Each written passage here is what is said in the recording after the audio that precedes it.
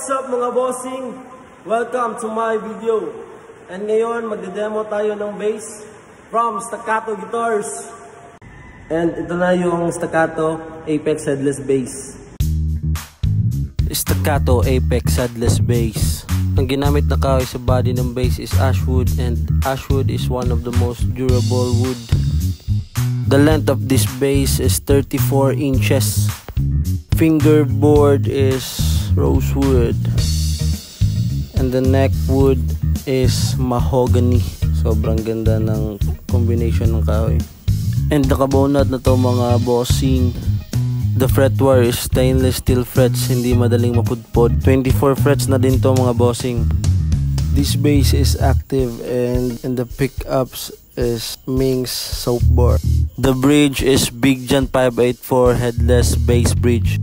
Ang finish is matte with burled wood top.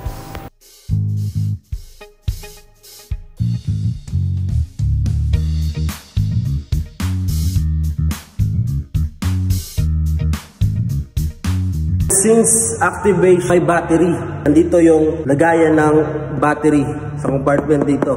I would suggest na maglagay sila ng separate na lagayan ng battery compartment. Easy lang ang pagbukas para palitan yung battery. Kasi hindi natin alam kung malobat.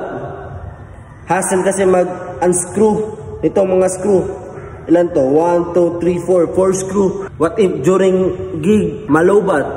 And it's hassle. Mas the best na mayroong separate na battery compartment para easy lang pagbukas and palitan. Kung malobat, tug na ulit.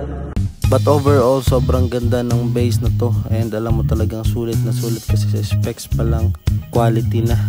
And I'm also fan ng mga headless bass and guitar. Baka curious kayo at sabihin nyo sa akin na, Sir JK, saan ba itutune yan? Nasa bridge po ang kanyang tuning case. Clockwise para higpitan, counterclockwise para luwagan. I-demo ko sa inyo mamaya. Clockwise para higpitan. Ito siya guys. Counterclockwise para luwagan. Try natin sa G string para ma-emphasize talaga.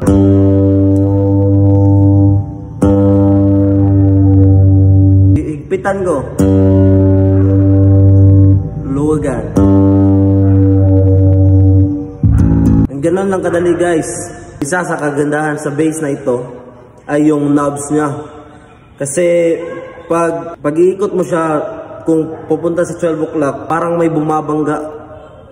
And ang tawag dito ay center detent potentiometer or step knob. Malalaman mo kung naka 12 o'clock na yung treble mo, yung bass mo, except lang sa volume. Sa knobs, pinakauna ay volume, sa pan or selection of pickups. Kung ipo-full mo ay nasa neck pickup. Kung mga sa 12 o'clock, both pickups ang gagana. Kung parang yung i-off mo, neck pickup ang gagana. Third, treble as bass. Ganun lang kadali guys. Mamaya i-demo ko and paparinig ko sa inyo yung tunog ng neck pickup, neck to bridge, and bridge. Abangan nyo guys.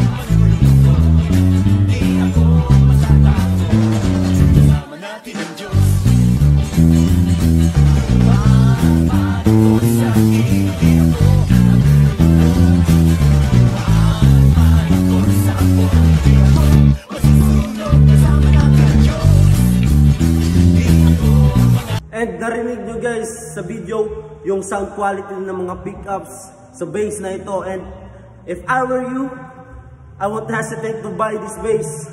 And ano pang hinihintay mo? Mag-message ka na sa page ng Staccato Guitars to get this headless bass.